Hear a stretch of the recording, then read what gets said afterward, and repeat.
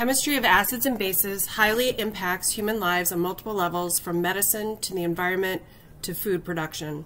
Although great measures have been taken in the U.S. to reduce air pollution, acid rain has made an impact on food webs in various ecosystems, especially in the Northeast. Additionally, we are constantly bombarded by advertisements for products that treat heartburn, clean our bathrooms better, and make our plants grow more. Yet, despite all of this, many of us probably don't think about acid-base chemistry and how it impacts our lives. Understanding acid-base chemistry on a basic level is necessary for all of us to be better consumers, to know how to care for our environment better, and make informed choices about our health. Did you know that you encounter acids and bases every day of your life? So you probably know more about the properties of acids and bases than you think. On this slide are a few acids and bases that you can find in most homes. Let's look at the property of acids first. So on this slide, on the left-hand side, you can see two items that you might find in your home that have acid, or that are acids. The top one is lemons. The acid in lemon is citric acid. If you've ever had a paper cut and gotten lemon juice into it, how did it feel? Probably not so great, right? It stings. So one of the properties of acids that you probably already know is that acids sting. And in chemistry, we refer to this property as being caustic. So acids are caustic. Okay, below the lemons is vinegar. And in vinegar, there's a weak acid, acetic acid. Acetic acid, let's see. So if you've ever had an oil and vinegar salad and you've tasted the vinegar, how would you describe vinegar as tasting? Sour, right? So another property of acids is that they are sour tasting. Now, I'm not recommending you run around and go taste a bunch of acids, but this is one of the properties of acids. On the right-hand side, I have three acids listed and their chemical formulas.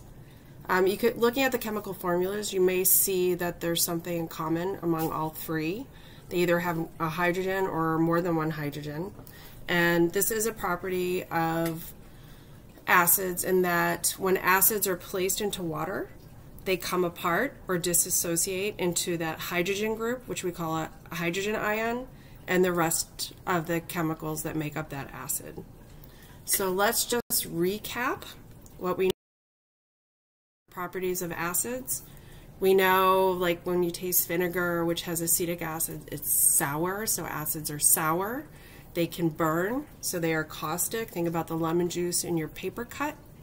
When you put them in water, they come apart into a hydrogen ion, or that hydrogen group, and the rest of the chemicals that make up the acid. Oh, and one last thing. Remember the video you watched before this presentation?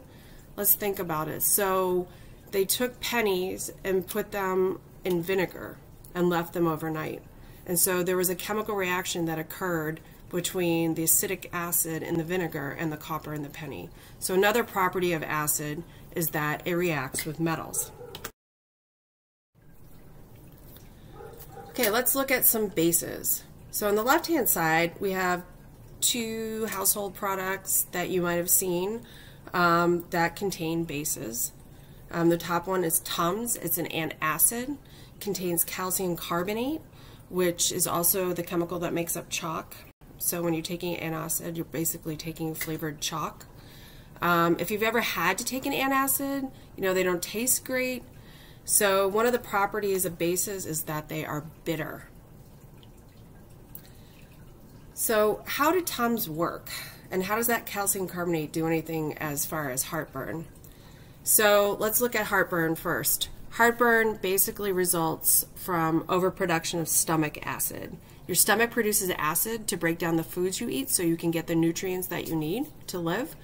When you have heartburn, your stomach's overproducing acid, and you remember from the properties of acids, acids can burn, right? They are caustic. So if you have too much acid, it's irritating your stomach, burning your esophagus.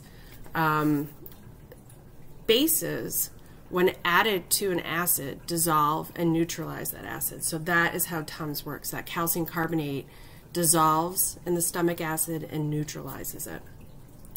Okay, below the Tums we have dish soap. Soaps have salts of bases in them. So if you've ever rubbed soap between your fingers, you'll know that it feels slippery, right? Soap is slippery. So this is a property of bases. Bases are slippery. How about this one? This one I'm pretty sure everyone has experienced at some point or another. If you ever get shampoo in your eye, how does it feel? It stings, right? It's not a fun thing, and luckily it doesn't happen that often. But think back to that word we used to ask about acids, caustic. So bases are also caustic. They can burn.